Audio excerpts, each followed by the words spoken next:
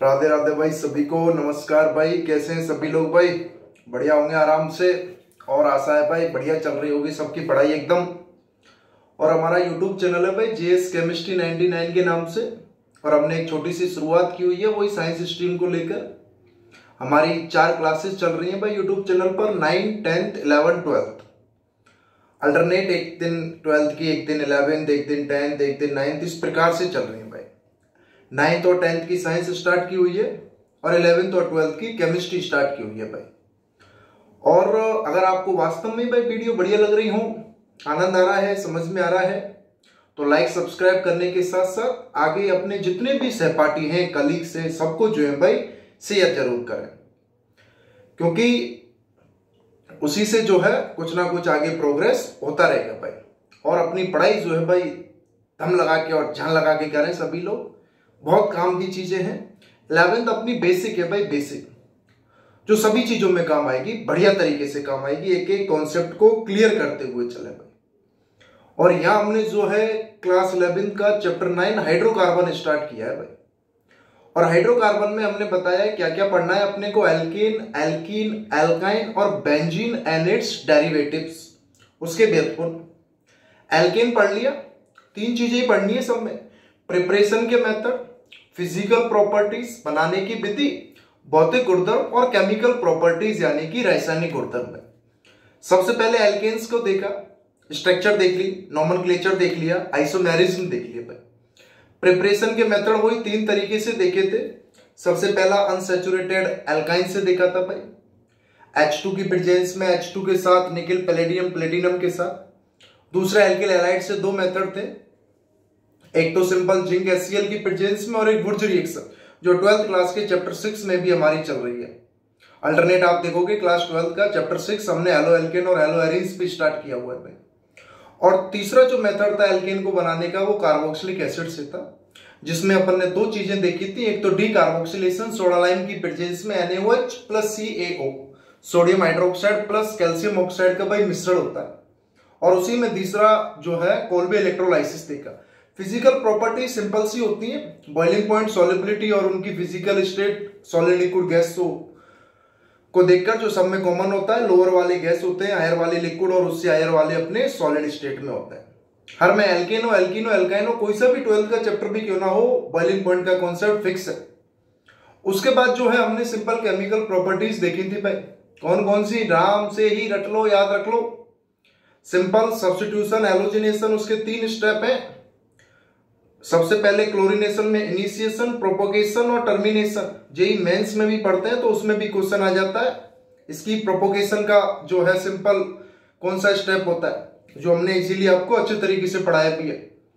और उसके बाद कंब्यूजन, दहन, कंट्रोल ऑक्सीडेशन, आइसोमराइजेशन, एरोमेटाइजेशन और रिएक्शन विद स्टेम और पाइरोलाइसिस, ये हमने उसकी केमिकल रिएक्शन देखी। और उसके बाद कन्फर्मर्स आ गए थे, जिसमें उसकी स्टेगर्ड और एक्लिप्स फॉर्म देखा था, सिंगल रोटेट के सापेक्ष उसमें रोटेशन हो रहा था। ब्यूटेन का भी देखा था, जिसमें 4 उसके कन्फर्मर्स बन गए थे, सिंपल एक्लिप्स, पार्शियल एक्लिप्स, गॉचे और स्टेगर्ड फॉर्म। उसके बाद एल्कीन पर आ गए थे भाई। एल्कीन की वो स्ट्रक्चर, नोमेनक्लेचर, आइसोमेरिस, प्रिपरेशन के मेथड देख लिए थे उसके कितने, 4, जिसमें सबसे पहला किससे देखा था, सिंपल हमने एल्काइन से, अनसैचुरेटेड एल्काइन से। और अनसैचुरेटेड में एल्काइन है, एल्काइन से H2 कराया, पार्शियली डिहाइड्रोजिनेशन, जिसमें लेंडार कैटालिस, पैलेडियम और कार्बन, बेरियम सल्फेट की प्रेजेंस में, और दूसरा सोडियम लिक्विड अमोनियम से 100 ट्रांसलू बन गए थे भाई। दूसरा हमने विसिनल डाई हैलाइड से देखा था, जिंक की अभिक्रिया करा दी, ZnBr2 बाहर निकल गया और एल्कीन बन गया। तीसरा जो है एल्किल हैलाइड और अल्कोहल से बीटा एलिमिनेशन, जिस कार्बन से हैलोजन जुड़ा है वो तो अल्फा कार्बन है, उसके बगल वाला क्या होता है, अल्फा बीटा हाइड्रोजन होता है, बीटा कार्बन से जुड़ा हुआ हाइड्रोजन बाई बीटा हाइड्रोजन है। और HX और OH के केस में H2 बाहर निकल जाता है। एक से ज्यादा टाइप के अगर बीटा हाइड्रोजन है तो एक से ज्यादा टाइप की एल्कीन बन जाएंगी। किसको फॉलो करती है, सर्जफ रूल को फॉलो करेंगे भाई। और अपना सर्जफ रूल क्या होता है, जिसमें जितने ज्यादा एल्किल समूह जुड़े हुए हैं, जितने ज्यादा sp3 वाले एल्किल समूह जुड़े होंगे, वो एल्कीन क्या होती है भाई, सबसे अपनी मेजर एल्कीन होती है। यहां तक हम बता चुके हैं और मैं पहले भी बता रहा हूं कि सिंपल अपन जो भी आप लेक्चर को देख रहे हो या जो भी आप सिंपल वीडियो सुन रहे हो, लेक्चर वाइज हमने डाली हुई है, फर्स्ट सेकंड थर्ड फोर्थ 5 6 7 8 9 10 11 12 13 14, ये 14 15 जो भी है लेक्चर नंबर, अगर आप नोट्स बनाते हुए इनको लिखते भी जा रहे हैं तो इस वीडियो को देखने से पहले प्रीवियस जितनी भी हैं इस चैप्टर की डेली उनको पढ़ना है, जिससे दिमाग में रोटेट होने लग जाएगी। क्योंकि इसके बाद हम एनसीईआरटी के क्वेश्चन भी कराएंगे एक एक क्वेश्चन को, तो वो क्वेश्चंस ऐसे थोड़ी है कोई उठाया और हो गया, सारे के सारे इन्हीं कॉन्सेप्ट बेसिस पर चलेंगे भाई, सारे के सारे अपने इन्हीं कॉन्सेप्ट बेसिस पर चलेंगे। और आप लोग देखोगे कि जब भी मैं जो भी वीडियो स्टार्ट करता हूं जिस भी क्लास में, उसमें उस चैप्टर से रिलेटेड प्रीवियस जितना पढ़ा दिया है वो सब हम रिवाइज करते हैं पहले 2-4 मिनट, उसके बाद हम क्या करते हैं उसको स्टार्ट करते हैं। तो एल्कीन के प्रिपरेशन हो गए थे 4 मेथड से, अब हम उसकी फिजिकल प्रॉपर्टीज और केमिकल प्रॉपर्टीज, भौतिक गुणधर्म और रासायनिक गुणधर्म को स्टार्ट करेंगे भाई। और उसके बाद same as it is alkyne को लेंगे, सेम एज इट इज अपन बेंजीन को लेंगे भाई। आ जाइए तो सिंपल हमने जो है भाई यहां अपना क्लास 11th का अपना जो है भाई चैप्टर नंबर 9 हाइड्रोकार्बन स्टार्ट किया हुआ है। चैप्टर नंबर 9 जो है भाई हमने हाइड्रोकार्बन यहां स्टार्ट किया हुआ है, और इसमें हम सिंपल एल्कीन को पढ़ चुके हैं। और हमने यहां पर क्या स्टार्ट कर दिया है, एल्कीन। एल्कीन हमने स्टार्ट कर दिया है, और इसकी हमने प्रिपरेशन मेथड पिछले वीडियो में पढ़ ली थी भाई। बनाने की विधि जो है हम इसकी प्रीवियस वीडियो में देख चुके हैं। इसके बाद अपना जो अगला पॉइंट है इसमें एल्कीन्स की फिजिकल प्रॉपर्टीज की हम बात कर रहे हैं भाई। किसकी बात कर रहे हैं, इसकी फिजिकल प्रॉपर्टीज यानी कि भौतिक गुणधर्म की हम बात कर रहे हैं भाई। फिजिकल प्रॉपर्टीज यानी कि भौतिक गुणधर्म, और इनमें वही 2-3 चीजें ही होती है, physical state, boiling point, solubility, वही हम इसमें देखते हैं ज्यादातर। डेंसिटी देख लेते हैं, विस्कोसिटी देख लेते हैं, ज्यादा वो जरूरत पड़ती है वो उस केस में देख लेते हैं भाई। यहां तक की बात समझ में आ रही है नहीं हो रही है भैया? तो आ जाइए फिजिकल स्टेट को अगर हम देखें, फिजिकल प्रॉपर्टीज में अपना जो सबसे पहला पॉइंट हो जाएगा फिजिकल स्टेट। फिजिकल स्टेट यानी कि भौतिक अवस्था। 3 ही भौतिक अवस्था होती है भाई, वही अपनी सॉलिड, लिक्विड और गैस। 3 ही भौतिक अवस्था होती है। कौन कौन सी? सॉलिड हो सकती है, लिक्विड हो सकती है, गैसेस हो सकती है। 9th क्लास में ही पढ़ते हैं बच्चे। होती क्या है एक्चुअली में, मैटर की स्टेट ही तो है सॉलिड, लिक्विड, गैसेस, जो किसके बेसिस पर होते हैं कि पार्टिकल्स जो है अगर ज्यादा दूर दूर है तो वो गैसियस स्टेट में होते हैं, थोड़े पास है तो लिक्विड स्टेट में हो जाते हैं, और बहुत ज्यादा पास है तो भैया वो सॉलिड स्टेट में हो जाते हैं। तो हमेशा चाहे वो एल्केन हो, चाहे एल्कीन हो, चाहे एल्काइन हो, चाहे कोई सा भी हो, एल्कोहल हो, एलोजन हो, कोई सा भी हो, जो लोअर कार्बन एटम मॉलिक्यूल होते हैं वो तो हमेशा किस में होंगे भाई, गैसियस स्टेट में होंगे। और हायर वाले किस में होते हैं, सॉलिड में। बीच वाले किस में आ जाते हैं, लिक्विड में आ जाते हैं। तो जो फर्स्ट 3 मॉलिक्यूल हैं इसके, जैसे एथीन है, प्रोपीन है, ब्यूटीन है, वो तो गैसियस स्टेट में होते हैं। और नेक्स्ट 14 जैसे पेंटीन है, हेक्सीन है, हेप्टीन है, ऑक्टीन है, नोनिन है, डेकिन है, मोनोडेकिन है, डाइडेकिन है, जो है वो सिंपल किस में हो जाते हैं भैया, लिक्विड स्टेट में।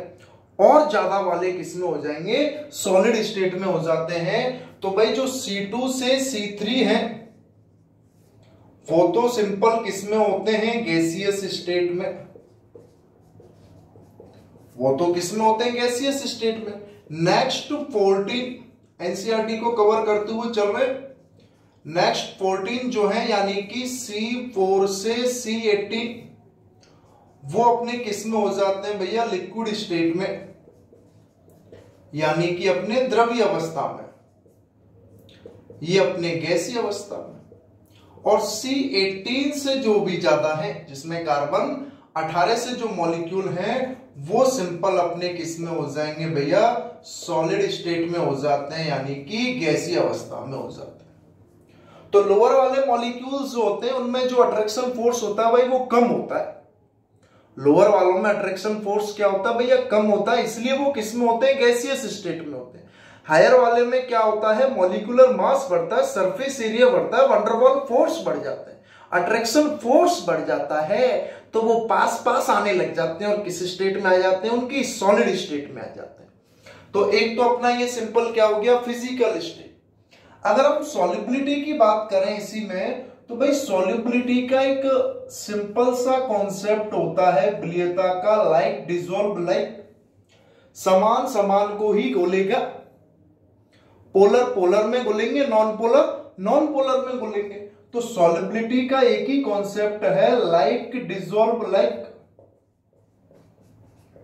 Like dissolve like, very very important concept है। बस चाहे 11th की बात करें चाहे 12th की बात करें, सब में अपना यही चलता है कि भैया जो विलीयता होती है, जो सॉल्युबिलिटी होती है, वो किस कॉन्सेप्ट को फॉलो करती है कि जो समान समान को घोलता है, कि भैया पोलर सॉल्वेंट या पोलर मॉलिक्यूल पोलर में डिसॉल्व होगा और नॉन पोलर में होगा। पोलर जो है soluble in polar, soluble in polar solvent. जो भाई ध्रुवीय अणु होंगे वो ध्रुवीय विलायकों में ही विलय होते हैं,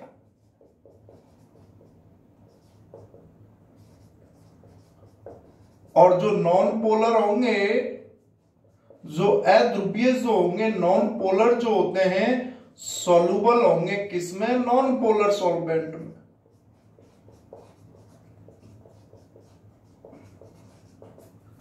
अध्रुवीय जो है भैया वो अध्रुवीय विलायकों में ही क्या होंगे, विलय होंगे। नॉन पोलर का मतलब अपना अध्रुवीय अणु जो है भैया वो अध्रुवीय विलायकों में ही विलय होंगे, अध्रुवीय विलायकों में विलय। अब ये कैसे पता चले कि पोलर है या नॉन पोलर है, सारा खेल तो इसी का है। तो पोलरिटी का डिटर्मिनेशन किससे करते हैं, डाइपोल मूवमेंट से। पोलरिटी का किससे करते हैं, डाइपोल मूवमेंट से। द्विध्रुव आघूर्ण म्यू, अगर म्यू 0 है तो वो नॉन पोलर मॉलिक्यूल है, और म्यू 0 नहीं है तो वो पोलर मॉलिक्यूल है। अब म्यू 0 है या नहीं है वो कैसे पता चले, बहुत ही ज्यादा इंपॉर्टेंट कॉन्सेप्ट है जिसकी मैं बात कर रहा हूं विलीयता की, कि भाई लाइक डिसॉल्व लाइक।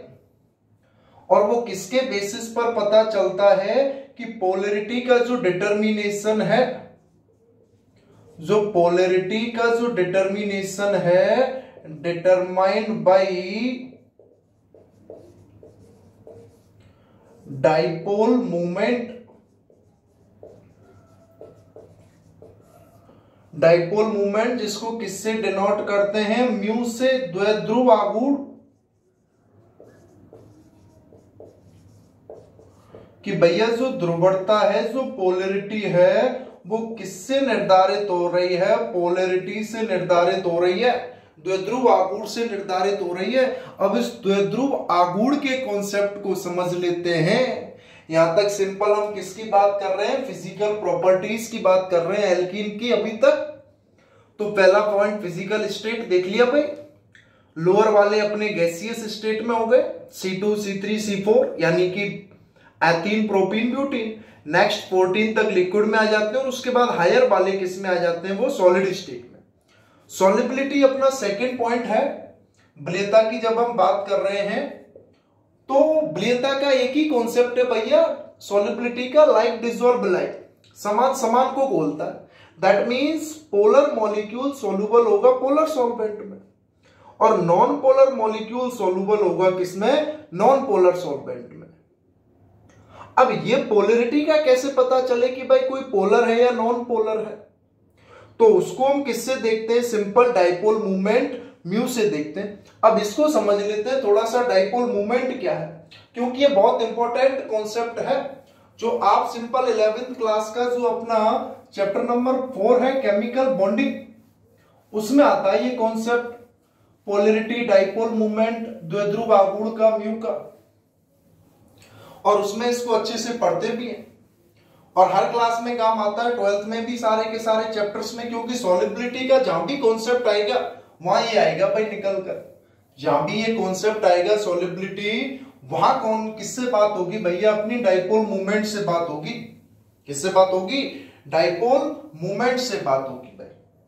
अब थोड़ा सा इस डाइपोल मूवमेंट्स को समझ लेते हैं, ये क्या है, कैसे निकालते हैं, कि आप तुरंत बता दो कि भाई सॉलिबिलिटी के केस में किसकी बात हो रही है। तो यहां मैं बात कर रहा हूं किसकी? डाइपोल मूवमेंट, द्विध्रुव आघूर्ण की, म्यू की। अब इसमें भाई अगर म्यू जीरो है तो वो क्या होता है? नॉन पोलर होता है। म्यू जीरो है तो क्या है? नॉन पोलर है, अध्रुवीय है। और म्यू जीरो नहीं है तो वो क्या होता है? पोलर होता है, ध्रुवीय होता है। और डाइपोल मूवमेंट म्यू एक्चुअली में क्या है भैया? चार्ज इनटू डिस्टेंस है। चार्ज इनटू डिस्टेंस, आवेश इनटू दूरी होती है।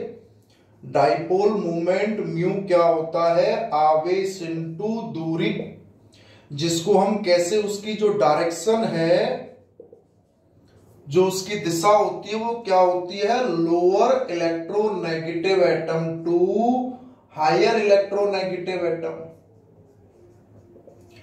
Lower electronegative atom to higher electronegative atom होती है। और उसको किस तरीके से दर्शाते हैं? इस तरीके से, एरो से दर्शा देते हैं, इस तरीके से। ये डायरेक्शन हमेशा निम्न विद्युत ऋणात्मक तत्व से, En का मतलब यहां किसकी बात कर रहा हूं? इलेक्ट्रोनेगेटिविटी की बात कर रहा हूं। En का मतलब किसकी बात कर रहे हैं? इलेक्ट्रोनेगेटिविटी, विद्युत ऋणता की बात कर रहे हैं भैया। और इलेक्ट्रोनेगेटिविटी सभी को पता है क्या होती है, कि बॉन्डेड एटम द्वारा, किसके द्वारा भैया? बॉन्डेड एटम द्वारा इलेक्ट्रॉन पेयर को अपनी ओर अट्रैक्ट करने की जो एफिशिएंसी होती है वो इलेक्ट्रोनेगेटिविटी होती है। चैप्टर नंबर जो 3 है, periodic table and its properties, classification of elements and periodicity in properties, तत्वों का वर्गीकरण और गुणधर्मों में आवृत्तता की जो बात करते हैं, तो उन पीरियोडिक प्रॉपर्टीज में साइज, आईपी, ईए, ईएल 4 मेन कॉन्सेप्ट होते हैं या नहीं होते हैं, जिसमें आकार, आईपी आयनाइजेशन पोटेंशियल, जिसको हम क्या बोलते हैं? आयनन विभव या आयनाइजेशन एंथैल्पी, इलेक्ट्रॉन एफिनिटी या इलेक्ट्रॉन गेन एंथैल्पी, और सिंपल इलेक्ट्रोनेगेटिविटी, इन चारों कॉन्सेप्ट की बात करते हैं।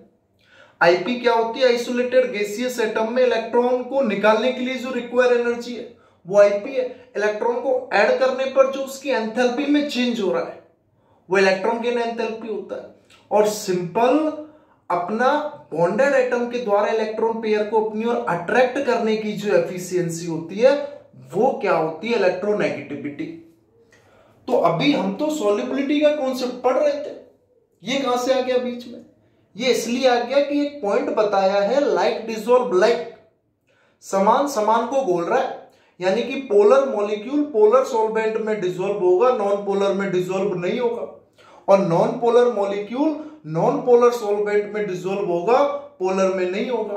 अब पता कैसे चले कि पोलर को पोलर में डाल रहे हैं या पोलर को नॉन पोलर में डाल रहे हैं, या नॉन पोलर को पोलर में डाल रहे हैं कि नॉन पोलर में डाल रहे हैं? तो उसके लिए मॉलिक्यूल की पोलरिटी का जो डिटर्मिनेशन है वो डाइपोल मूवमेंट, द्विध्रुव आघूर्ण के द्वारा किया जाता है। अगर म्यू 0 है तो वो नॉन पोलर मॉलिक्यूल होता है, अध्रुवीय अणु है। और अगर म्यू 0 नहीं है तो वो पोलर है। अब म्यू एक्चुअली में क्या है? चार्ज इनटू डिस्टेंस होता है, आवेश इनटू दूरी, जिसकी डायरेक्शन, दिशा क्या होती है भैया? Lower electronegative atom to higher electronegative atom. बहुत इंपॉर्टेंट कॉन्सेप्ट है, 12th क्लास के भी हर चैप्टर में आता है, ऑर्गेनिक केमिस्ट्री के, चाहे वो हेलो एल्केन हेलो एरिन्स हो, अल्कोहल फिनॉल ईथर हो, एल्डिहाइड कीटोन कार्बोक्सिलिक एसिड हो, चाहे एमीन्स हो, क्योंकि फिजिकल प्रॉपर्टीज में सॉल्युबिलिटी और बॉइलिंग पॉइंट सबसे इंपॉर्टेंट है। सॉल्युबिलिटी का कॉन्सेप्ट सब में सेम चलता है और बॉइलिंग पॉइंट का भी कॉन्सेप्ट सब में चेंज चलेगा, चाहे वो एल्केन हो, चाहे एल्कीन हो, चाहे एल्काइन हो, चाहे भैया बेंजीन ही क्यों ना हो, सब में जो है वो कॉमन ही चलेगा। सब में क्या चलेगा? कॉमन ही चलेगा। तो डायरेक्शन अपनी क्या है? Lower electronegative atom to higher electronegative atom है। इस तरीके से उसकी क्या होती है भाई? दिशा होती है। ये प्लस से माइनस, क्योंकि हायर वाले पर माइनस चार्ज होगा, लोअर वाले पर प्लस चार्ज होगा। बात समझ में आ रही है नहीं आ रही है? अगर यूनिट की बात कर देते हैं तो भाई चार्ज की यूनिट सबको पता है कूलम, और डिस्टेंस की यूनिट मीटर, या इसी को हम क्या बोल देते हैं? डिवाइड। दो यूनिट हो जाती है, कूलम इंटू मीटर या कूलम इंटू सेंटीमीटर। सी का मतलब यहां किससे है? कूलम से है।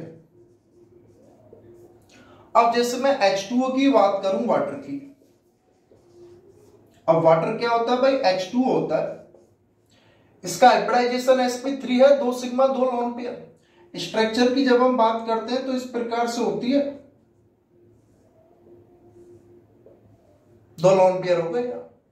अब इसकी डायरेक्शन इस तरीके से चलेगी, हाइड्रोजन लोअर इलेक्ट्रोनेगेटिव से हायर इलेक्ट्रोनेगेटिव, और इधर लोअर इलेक्ट्रोनेगेटिव से हायर इलेक्ट्रोनेगेटिव। नेट कुछ ना कुछ इसका डायरेक्शन आएगा, म्यू आएगा नहीं आएगा, यानी कि म्यू जो है जीरो नहीं है। म्यू जीरो नहीं है तो इसका मतलब वाटर क्या होता है भैया? पोलर मॉलिक्यूल है। वाटर क्या होता है? पोलर मॉलिक्यूल होता है, ध्रुवीय अणु होता है भाई। जल क्या है अपना? पोलर मॉलिक्यूल होता है भैया, ध्रुवीय अणु है। कहीं ये समझते हो आप लोग कि वाटर अपना कोई नॉन पोलर है? नहीं, वाटर क्या है? सिंपल अपना पोलर मॉलिक्यूल होता है भाई, पोलर सॉल्वेंट होता है। डायरेक्शन से ही पता चलता है सबकी। किससे? डायरेक्शन से। तो जो आप हाइब्रिडाइजेशन भी पढ़ते हो, या थोड़ा सा इसको इलेक्ट्रॉन नेगेटिविटी यहां लिख देता हूं, जो अपन हाइब्रिडाइजेशन भी पढ़ते हैं, संकरण की जिसमें हम बात करते हैं, तो जो नो लोन पेयर वाले केस हैं जिसमें लोन पेयर एब्सेंट है, sp, sp2, sp3, sp3d, sp3d2 और sp3d3, नो लोन पेयर वाले जो केस होते हैं, और उनकी स्ट्रक्चर जैसे इसकी आपको पता भाई लीनियर होती है, इसकी ट्राइगोनल प्लेनर है, इसकी अपनी टेट्राहेड्रल होती है, इसकी अपनी ट्राइगोनल बाई पिरामिडल है, इसकी अपनी बाई ऑक्टाहेड्रल होती है, और इसकी अपनी पेंटागोनल बाई पिरामिडल है। नो लोन पेयर वाला केस है, उन सब में म्यू जीरो होता है, और वो सब क्या होते हैं भाई? नॉन पोलर क्या होते हैं भैया? सॉल्वेंट होते हैं। वो सारे के सारे क्या होते हैं? नॉन पोलर सॉल्वेंट हैं। अब जो एल्कीन है अपनी, क्या है भैया? अपनी एल्कीन जो है, जो अपनी एल्कीन है, सी ट्रिपल बॉन्ड सी इस तरीके से होती है। sp2 जो है इसका हाइब्रिडाइजेशन होता है, कार्बन का क्या होता है? sp2 होता है। तो sp2 है तो ये ट्राइगोनल प्लेनर हो जाता है, तो म्यू जीरो है, यानी कि नॉन पोलर मॉलिक्यूल होते हैं एल्कीन के। क्या होते हैं एल्कीन के? नॉन पोलर मॉलिक्यूल होते हैं, अध्रुवीय अणु होते हैं। तो भाई बताओ, वाटर में डिसॉल्व होंगे या नहीं होंगे? सॉल्युबल होंगे या इनसॉल्युबल होंगे? वाटर खुद तो पोलर है और एल्कीन नॉन पोलर है या ध्रुवीय है। तो एल्कीन वाटर में लेस सॉल्युबल होती है, और ऑर्गेनिक सॉल्वेंट लाइक बेंजीन उनमें क्या होती हैं? सॉल्युबल होती है भाई। किसके बेसिस पर? कॉन्सेप्ट सेम है, लाइक डिसॉल्व लाइक। समझ ले इसको, बहुत इंपॉर्टेंट कॉन्सेप्ट है, हर में काम आएगा भैया। सॉल्युबिलिटी की जब भी अपन बात कर रहे हैं तो दिमाग में आना चाहिए लाइक डिसॉल्व लाइक। समान समान को ही घोलेगा, कि जो पोलर मॉलिक्यूल है वो पोलर सॉल्वेंट में डिसॉल्व होगा, नॉन पोलर में नहीं होगा, और जो नॉन पोलर वाला है वो नॉन पोलर में होगा, पोलर में नहीं होगा। अब ये कैसे पता चले कि भाई पोलर है या नॉन पोलर है? तो उसका डिटर्मिनेशन किससे कर रहे हैं? सिंपल, अपन डाइपोल मूवमेंट से, द्विध्रुव आघूर्ण से कर रहे हैं। अगर म्यू जीरो है तो नॉन पोलर है, अध्रुवीय है, और म्यू जीरो नहीं है तो भाई वो सिंपल क्या है, पोलर है। अब म्यू जीरो है या नहीं है जीरो, इसका कैसे पता चलेगा, तो उसकी direction lower electronegative atom to higher electronegative atom vector quantity की तरह काम कर रहा है, सदिश राशि की तरह। अगर क्रॉस हो रहा है तो जीरो है, नहीं हो रहा है तो नेट कुछ ना कुछ आ रहा है, यानी कि म्यू जीरो नहीं है। यूनिट क्या हो जाती है, डिवाइड, चार्ज इनटू मीटर या charge into centimetre. Chemical bonding वाले चैप्टर में अच्छे से पढ़ते हैं इसको, और हम जब स्टार्ट करेंगे और बताएंगे भी सेम यही चीज। तो यहां से वाटर को देखने पर पता चल रहा है पोलर मॉलिक्यूल है, और जितने भी ये sp, sp2, sp3, d, d2, d3 वाले केस हैं जिसमें नो लोन पेयर का केस है, सारे के सारे सिग्मा बॉन्ड वाले हों, और उनकी स्ट्रक्चर ये linear, trigonal, planar, tetrahedral, trigonal, bipyramidal, octahedral, pentagonal, bipyramidal, रेखीय, त्रिकोणीय, समतलीय, चतुष्फलकीय, त्रिकोणीय, द्विपिरामिडीय, अष्टफलकीय और पंचकोणीय द्विपिरामिडीय। नो लोन पेयर वाला केस है, म्यू जीरो होता है, नॉन पोलर मॉलिक्यूल हो जाता है। जैसे एल्कीन के केस में अगर हम बात करें भैया, sp2 हाइब्रिडाइजेशन है, 3 सिग्मा है या नहीं है, तो नॉन पोलर मॉलिक्यूल हो गया नहीं हो गया। तो सॉलिबिलिटी का हम बताएंगे कि भैया जो पोलर है वाटर, उसमें तो एल्कीन इनसॉल्युबल है, और जो नॉन पोलर है जैसे बेंजीन है, उसमें क्या होंगे, सॉल्युबल होंगे। तो ये उसकी सॉल्युबिलिटी का कॉन्सेप्ट हो गया। ऑर्गेनिक केमिस्ट्री के किसी भी चैप्टर में सॉल्युबिलिटी, विलेयता का अगर कॉन्सेप्ट है, फॉलो दिस कॉन्सेप्ट। इस कॉन्सेप्ट को ही जो है भैया अपने को फॉलो करना है। तो मुझे तो ये सिर्फ 2 लाइन लिखानी थी, उसके लिए ये सबरी रामायण बताइए आपके लिए कि एल्कीन जो है less soluble in polar solvent and insoluble in non polar solvent like benzene. Reason ये आ गया भाई, सारा का सारा रीजन क्या आ गया है अपना, ये आ गया सारा का सारा। बात समझ में आ रही है या नहीं आ रही है भाई, इसको लिख लें अच्छे से। बहुत ही ज्यादा जो है भैया इंपॉर्टेंट कॉन्सेप्ट है सॉल्युबिलिटी का, बहुत ज्यादा इंपॉर्टेंट है, काफी अच्छे से काम आता है, बढ़िया कॉन्सेप्ट है भाई, समझ में आ जाएगा, बहुत काम आ जाएगा आगे तक हर चीज में, क्योंकि बेसिक है भाई, बेसिक लेवल। अच्छी लग रही हो चीजें, बढ़िया समझ में आ रही हो, आराम से लाइक सब्सक्राइब करते जाएं, और साथ साथ अपने कलीग्स को भी क्या करें भाई, शेयर कर दो कि भाई आनंद आ रहा है, बढ़िया चल रहा है। एक एक पॉइंट्स को यहाँ पढ़ाया जाएगा एनसीईआरटी के, एक एक क्वेश्चंस को हम डिस्कस करेंगे टॉपिक वाइज टॉपिक। समझो आ जाओ कि इसी में मैं सॉल्युबिलिटी को लिख रहा हूं, विलेयता की हम बात कर रहे हैं, सॉल्युबिलिटी की। तो इसमें मैं क्या लिखूंगा भाई, जो एल्कीन जो है less soluble in water, alkene जो है लेस सॉल्युबल इन वाटर, जल में अल्प विलय होते हैं, या सिंपल क्या होंगे, कम विलय होंगे, कि एल्कीन जो है जल में अल्प विलय है। जल में क्या है भाई, सिंपल अपने अल्प विलय है। रीजन, वाटर तो अपना क्या है, पोलर सॉल्वेंट है, ध्रुवीय विलायक है, और एल्कीन अपनी क्या है, नॉन पोलर मॉलिक्यूल है, अध्रुवीय अणु है। बार बार लिखने की जरूरत नहीं है, पोलर और नॉन पोलर को, ध्रुवीय अध्रुवीय। हिंदी वाले जो भी बच्चे हैं टर्म्स को समझने लग जाए भाई अच्छे से, क्योंकि टर्म्स ही जो है इंपॉर्टेंट है, जो आगे बहुत काम आएंगी। इधर आ जाओ, इसमें मैं क्या लिखूंगा अगला, कि भाई जो एल्कीन है वो more soluble in organic solvent, organic solvent like benzene, organic solvent like benzene, कि ज्यादा विलय होते हैं, ज्यादा विलय कार्बनिक विलायक जैसे बेंजीन में, कार्बनिक विलायक जैसे बेंजीन, कार्बनिक विलायक जैसे बेंजीन में क्या होंगे भैया, ज्यादा विलायक होते हैं एल्कीन्स, और वाटर में अपने क्या हो जाते हैं, लेस सॉल्युबल हो जाएंगे। क्यों, क्योंकि ये नॉन पोलर है, वो क्या है अपने भैया, पोलर है। और इधर भी अगर बात करें सेम, तो ये एल्कीन जो है अपने क्या है, नॉन पोलर, और जो ऑर्गेनिक सॉल्वेंट बेंजीन है वो भी अपना क्या है भाई, नॉन पोलर। तो ये तो जो है डिसलाइक है, असमान है भाई ये तो, इसलिए तो इनसॉल्युबल है, और ये लाइक है, एक समान है, इसलिए क्या है, सॉल्युबल है। तो सॉल्युबिलिटी का कॉन्सेप्ट अगर समझ में आ गया हो तो तुरंत हाँ कर दें भैया, थंबनेल में भी यस करके बता दें, ओके सर समझ में आ गया, बढ़िया समझ में आ गया एकदम। सॉल्युबिलिटी का कॉन्सेप्ट दिमाग में छप गया है, अब कहीं बाहर नहीं निकलेगा।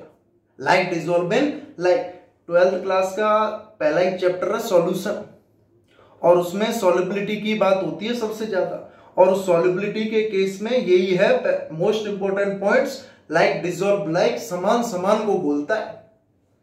अगर वो समान समान नहीं है, डिसलाइक है, तो वो सॉल्युबल नहीं होते भैया। तो ये सॉल्युबिलिटी का कॉन्सेप्ट अपना यहां, चाहे एल्केन हो, एल्कीन हो, एल्काइन हो, बेंजीन हो, कोई सा भी चैप्टर हो, सब में सेम चलेगा भाई।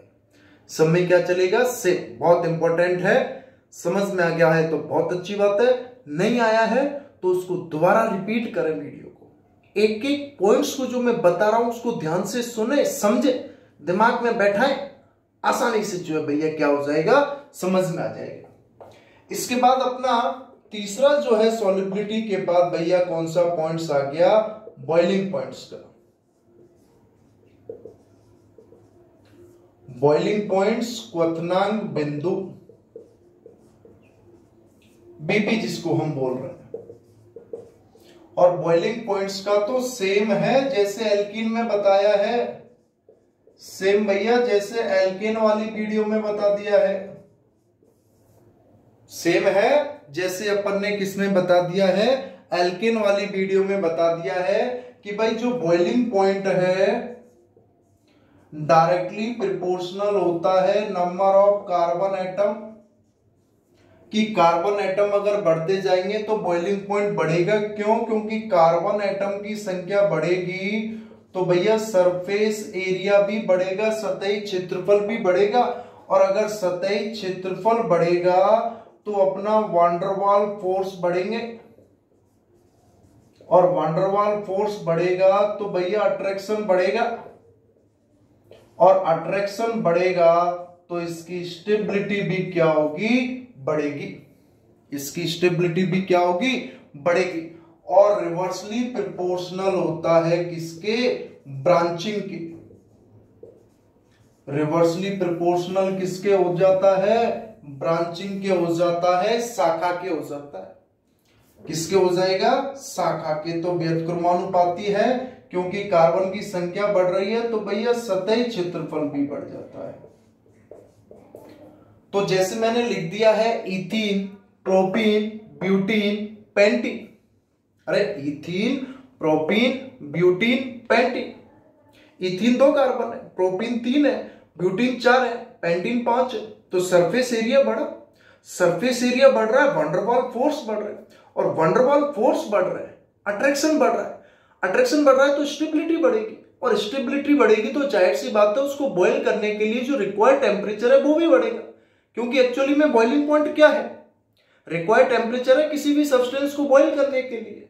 अगर उसकी टेम्परेचर की वैल्यू बढ़ रही है दैट्स मींस बॉइलिंग पॉइंट भी बढ़ रहा है। अब टेम्परेचर की वैल्यू क्यों बढ़ रही है, क्योंकि उसको बॉन्ड को तोड़ने के लिए रिक्वायर्ड टेम्परेचर बढ़ रहा है, उसकी स्टेबिलिटी बढ़ रही है। और स्टेबिलिटी कब बढ़ रही है, जब कार्बन एटम की संख्या बढ़ रही है, उसका सरफेस एरिया बढ़ रहा है, तो वंडरवाल फोर्स भी बढ़ेगा।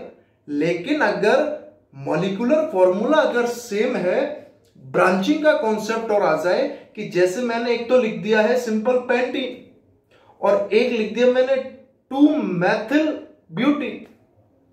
अब दोनों का मॉलिक्यूलर फॉर्मूला सेम है, लेकिन एक में 5 कार्बन की चेन है, एक में 4 कार्बन की चेन है। तो सरफेस एरिया किसका कम है, 4 कार्बन वाली का कम है। तो 4 कार्बन वाली का कम है तो वंडरवाल फोर्स उसके कम होंगे, स्टेबिलिटी उसकी कम होगी, तो रिक्वायर्ड टेम्परेचर उसका कम होगा, तो बॉइलिंग पॉइंट भी क्या होगा भैया, उसी का कम होगा। एक ये है और एक ये है, तो सरफेस एरिया कम होते ही क्या हो जाता है, अट्रैक्शन फोर्स भी कम हो जाता है। जिससे स्टेबिलिटी भी कम हो जाती है और बॉइलिंग पॉइंट भी क्या हो जाता है उसका, सिंपल कम हो जाता है। एक तो ये बहुत ही ज्यादा इंपॉर्टेंट कॉन्सेप्ट है ये भैया, बॉइलिंग पॉइंट और सॉल्युबिलिटी के ये दो इतने महत्वपूर्ण कॉन्सेप्ट हैं कि 12th क्लास के चारों चैप्टर्स की फिजिकल प्रॉपर्टीज को भी कंप्लीट कर देते हैं। 11th की तो कर ही रहे, 12th क्लास की भी साथ साथ कर देते हैं भैया। और एक कभी भी बात होगी सेम कार्बन एटम के केस में तो एल्कीन का ज्यादा ही होगा, किससे, एल्केन से, क्योंकि इसमें डबल बॉन्ड है और इसमें क्या होते हैं भैया, सिंगल बॉन्ड होते हैं। इसमें डबल बॉन्ड है, इसमें क्या है, सिंगल बॉन्ड है। इसके एक दो क्वेश्चंस की और बात कर ले जिससे आप अच्छे से समझ जाओ, जिससे आप जो है बॉइलिंग पॉइंट के केस को, एल्कीन में भी हमने सेम अच्छे तरीके से बताया ही है इसको। और यहां और देख लेते हैं थोड़ा सा क्वेश्चंस के अकॉर्डिंग। जैसे मैंने सिंपल बॉइलिंग पॉइंट का ऑर्डर ही पूछ लिया है आपसे, बॉइलिंग पॉइंट ऑर्डर बता दो भाई, क्या बता दो, बॉइलिंग पॉइंट का ऑर्डर बता देना है अपने को। और मैंने क्वेश्चन लिख दिया है, वही इथीन,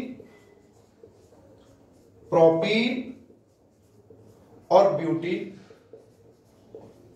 तो इथीन तो क्या है भाई, CH2 डबल बॉन्ड CH2, ये क्या है CH2 डबल बॉन्ड CH3, और ये क्या है अपना CH2 double bond CH2 CH3। तो इथीन, प्रोपीन, ब्यूटीन होगा या नहीं होगा ज्यादा। दूसरा केस, जैसे सिंपल 6 कार्बन है, 1 2 3 4 5, ये मान लेते हैं, ठीक है।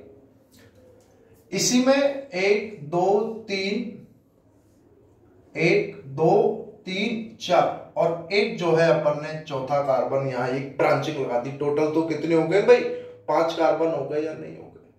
इसमें भी 5 कार्बन है, इसमें भी 5 कार्बन है। दोनों का मॉलिक्यूलर फॉर्मूला सेम ही है, C5H10।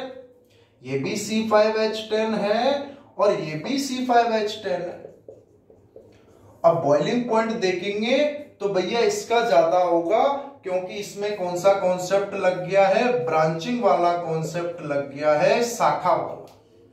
क्योंकि इसमें यहां ये एक ब्रांचिंग निकल कर आ गई है, जिसकी वजह से इसका सरफेस एरिया क्या हो गया है, कम हो गया।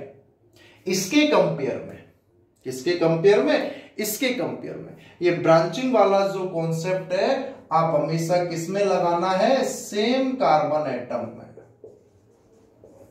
सेम कार्बन एटम में लगा दो। एक सिंपल हमने यही पूछ लिया हल्का सा,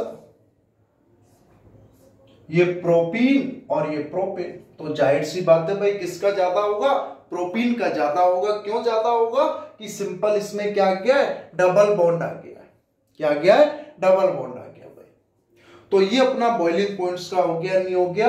और पॉइंट्स भी है कि जैसे CH2 डबल बॉन्ड CH2 है, ये हो गया इथीन, ये हो गया प्रोपीन, ये हो गया ब्यूटीन, ये हो गया अपना पेंटीन, 1 2 3 4, ये हो गया हेक्सीन। तो इसमें जो है पर CH2 जो है भाई 20 से 30 केल्विन टेम्परेचर क्या हो जाता है, इंक्रीज हो जाता है। एनसीईआरटी का पॉइंट्स है और कुछ नहीं, कि पर जो है कि इथीन है, प्रोपीन है, ब्यूटीन है, पेंटीन है, हेक्सीन है, कि पर एक CH2 के कार्बन एटम बढ़ने पर उसके बॉइलिंग पॉइंट में लगभग 20 से 30 केल्विन टेम्परेचर जो है क्या हो जाता है भैया, इंक्रीज हो जाता है। अब किसी को यही नहीं आते हो, ये क्या है, कोई बात नहीं भाई, नहीं आते हैं तो नहीं आते, क्या कर सकते हैं। तो उसका भी एक तरीका है कि हम जो है आगे अपना some basic concept of organic chemistry start करेंगे आगे। उसमें जो है भाई सिंपली अच्छे से कि किस तरीके से इनको मॉलिक्यूल को, ऑर्गेनिक को इसमें रिप्रेजेंट कर देते हैं। अभी के लिए आप उसको थोड़ा पढ़ लें। इससे पिछला जो चैप्टर है आपने पढ़ा हुआ होगा स्कूल में, कोचिंग्स में, जहां भी आपने पढ़ा है, तो आपको सभी को पता है भाई ये जो है डॉट जो है वो सिंपल कार्बन है और कुछ नहीं। और एक बॉन्ड है तो वो सिंगल होता है, 2 है तो डबल है, 3 है तो ट्रिपल है। ये कार्बन को रिप्रेजेंट कर देते हैं इससे। तो भाई फिजिकल प्रॉपर्टीज में क्या क्या कॉन्सेप्ट हो गए हैं? पहला फिजिकल स्टेट का कॉन्सेप्ट हो गया, दूसरा सॉल्युबिलिटी का कॉन्सेप्ट हो गया, और तीसरा अपना बॉइलिंग पॉइंट का कॉन्सेप्ट हो गया। ये 3 कॉन्सेप्ट जो कि काफी इंपॉर्टेंट हैं, सेम है सभी के सभी में, एल्कीन में, अल्काइन में, बेंजीन में। 12th क्लास के भी जितने चैप्टर्स हैं उनमें भी सॉल्युबिलिटी और बॉइलिंग पॉइंट का जो कॉन्सेप्ट है भैया सब में सेम है, सभी में सेम है, सभी में आंसर इसी तरीके से देना है। उनमें एक और कॉन्सेप्ट जुड़ जाता है बॉइलिंग पॉइंट के केस में, हाइड्रोजन बॉन्ड का, जो अल्कोहल में जुड़ जाता है, तो उसमें उसकी ज्यादा हो जाती है compare to a normal alkane, ether, aldehyde, ketone, carboxylic acid के केस। उसमें एक हाइड्रोजन बॉन्ड और जुड़ जाता है, क्योंकि हाइड्रोजन बॉन्ड जुड़ने से उसमें अट्रैक्शन फोर्स बढ़ जाते हैं भाई।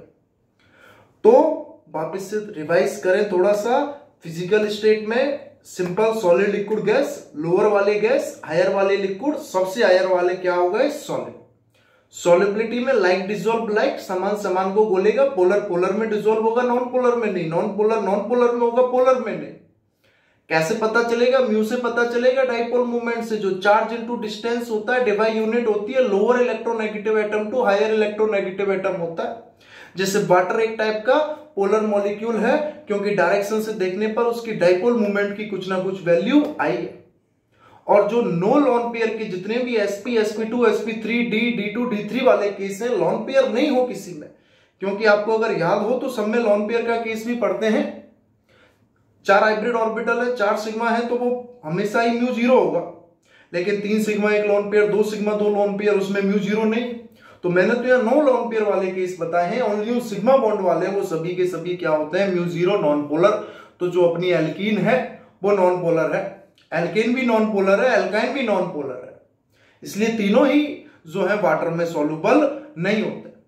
बेंजीन जो ऑर्गेनिक सॉल्वेंट नॉन पोलर है उसमें क्या हो जाते हैं? सॉल्युबल हो जाते हैं। और अपना तीसरा कॉन्सेप्ट कौन सा आ गया भैया? बॉइलिंग पॉइंट का आ गया, जो एल्केन में भी बताया है सेम, कि नंबर ऑफ कार्बन एटम के डायरेक्टली प्रोपोर्शनल है, क्योंकि सरफेस एरिया बढ़ेगा, वंडरवॉल फोर्स बढ़ेगा, अट्रैक्शन बढ़ेगी, स्टेबिलिटी बढ़ेगी, स्थायित्व बढ़ेगा, तो भैया बॉइलिंग पॉइंट भी क्या होगा? बढ़ेगा। लेकिन ब्रांचिंग के क्या हो जाता है? रिवर्सली प्रोपोर्शनल हो जाता है, क्योंकि ब्रांचिंग बढ़ने से सरफेस एरिया अपना क्या हो गया भैया? कम हो गया। इसके बेसिस पर ये 2-3 हमने क्या देख लिए? एग्जांपल्स देख लिए। इसी कॉन्सेप्ट से आप फिजिकल प्रॉपर्टीज के जो है भाई सारे के सारे अपने क्वेश्चन जो है कंप्लीट हो जाएंगे इजीली, आराम से। बात समझ में आ रही है? नहीं आ रही है? यहां तक भैया आ रही है तो बहुत बढ़िया बात है, बहुत ही ज्यादा बढ़िया बात है अगर बात समझ में आ रही है तो भाई। और आज इसको यहीं खत्म करेंगे अपन, इसके बाद इसकी केमिकल प्रॉपर्टीज स्टार्ट करेंगे नेक्स्ट, फिर ऐसी अल्काइन को स्टार्ट कर देंगे, फिर ऐसी बेंजीन को स्टार्ट कर देंगे। टॉपिक बाय टॉपिक चलना है अपने को, एक एक टॉपिक बाय टॉपिक।